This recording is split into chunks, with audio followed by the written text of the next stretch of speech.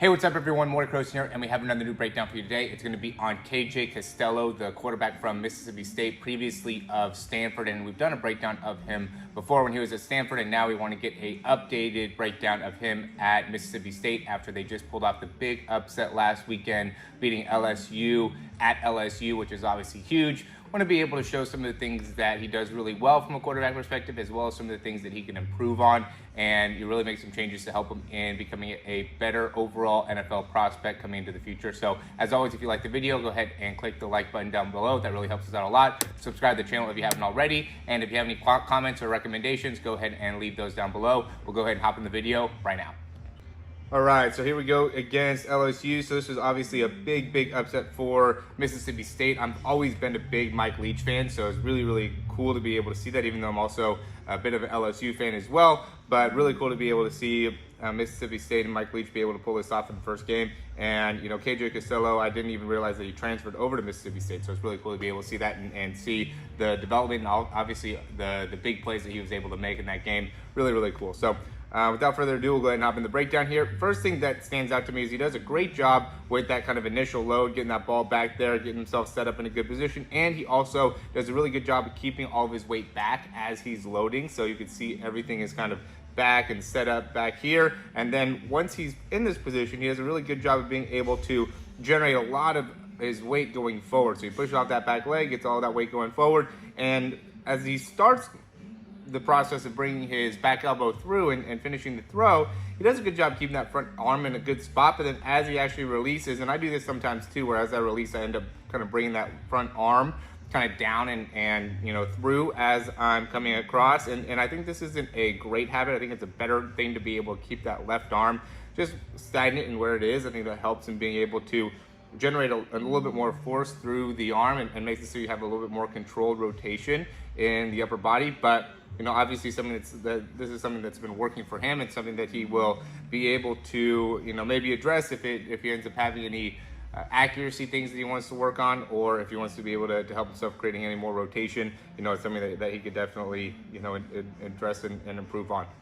Here we go. He's stepping up in the pocket here. I think he does a really good job of being able to feel the pressure and get himself set up with that a lot of force in the back leg.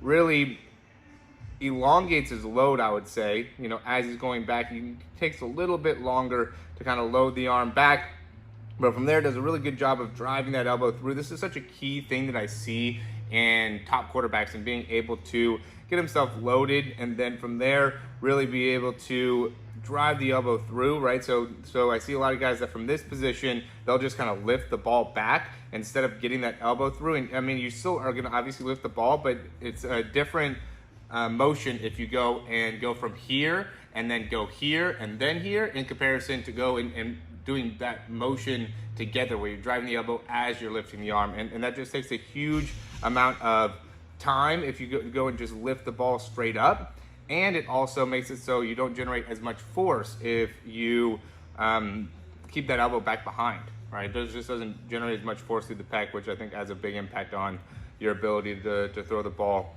with as much overall force. So to me, you know, he's the size of a Josh Allen type of person, right? He's a really big guy, but doesn't have that Josh Allen type arm strength. And I think there's a few things he could do that would really help him out in being able to actually accomplish that. So here's another one. This one, he really has a big step into the actual throw, right? And I think that's an important part as well is, you know, as a quarterback, you really need to be able to throw from a multitude of different platforms, right? You're not going to always have, you know, this amazing pocket that he has on this particular throw. You've already seen some of them where he's been a little bit rushed, obviously against LSU. He had a bunch of throws that he had to make where he was under a lot of pressure. And so just understanding that there's certain parts of your actual throw that you need to be able to have some consistency with, such as hip rotation, such as spine rotation, such as timing with the elbow, such as timing with the wrist. Those are all things that are going to be very important for you to get a great pattern or a great habit in what you're doing with those, just because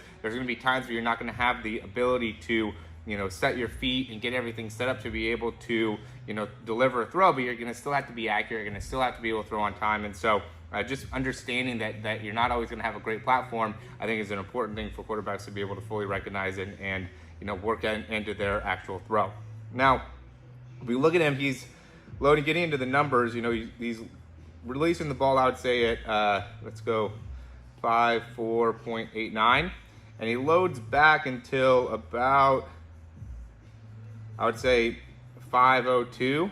So that's about in that kind of loading process. So he's got a good overall load. Nothing that he doesn't spend too much time on that. So something that he can, kind of build off of, but not something that's taking him too long in that load. And then he releases the ball at 5.25, which is about a 0.36, 0.37 overall with his mechanics here in terms of his release time, right? And it's always important to be able to understand what his release time is, because if you end up getting, taking too long to be able to get the ball out, I'll see people that are upwards of, 0.5 with their release time. And just by that very nature, you're going to struggle in the next level, right? You can be successful in high school with a 0.5 release time, but once you go to, if you want to get recruited into Division I or even go into the NFL, you have to have a 0.4 or below release time, or it's just going to be very, very difficult for you to have a lot of success. So make sure that you're able to, get that number really low.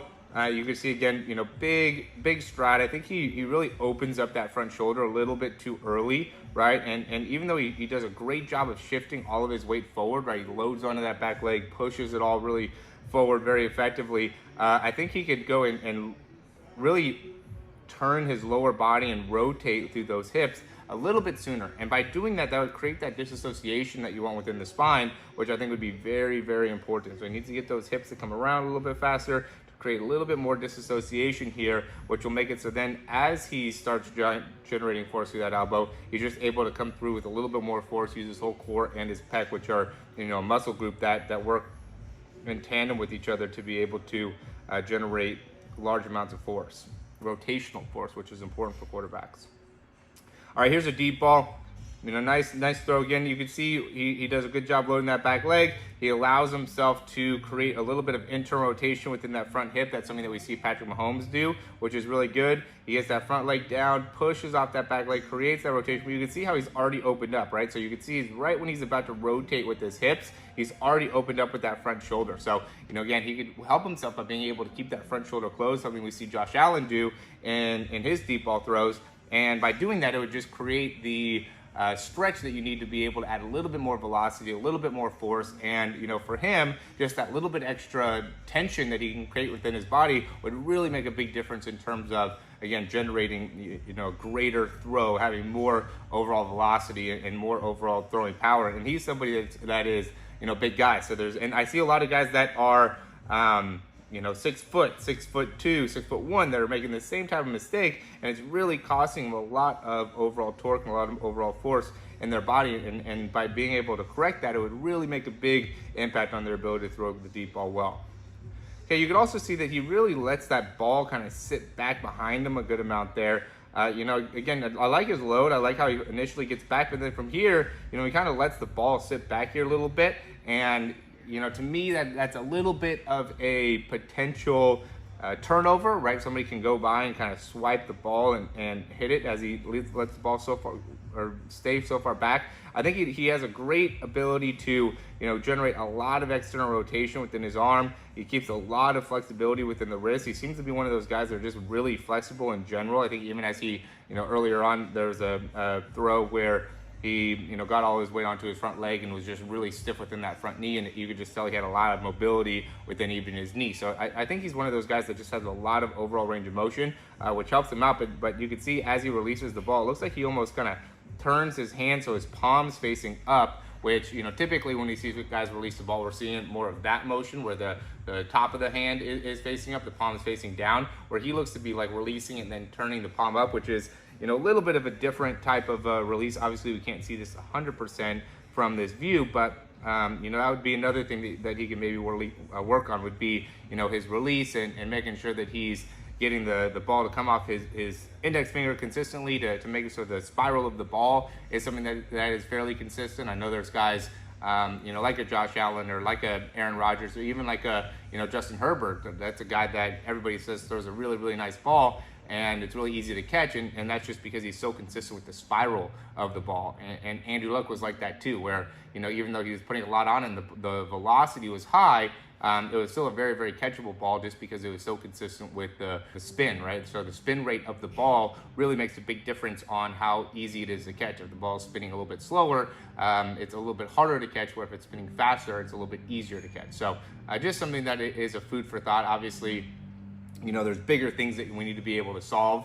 from a quarterback mechanics standpoint. But, once you get to that level where you're very, very elite and have a great understanding of how to create force within the lower body, how to create that disassociation, the timing of the elbow, the release time, all these types of things that end up being really good, then you can go and start concentrating on things like spin rate and how to generate better spin rate. As always, guys, thanks for watching these videos. If you have any questions, you can go ahead and leave those in the comments down below. We have a lot of really cool things in the description. We have breakdowns, we have programs, we have free trainings, we have free ebook.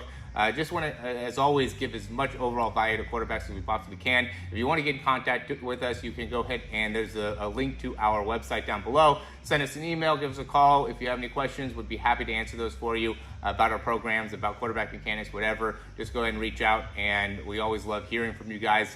And as always, thanks for watching the video, and we'll talk to you soon.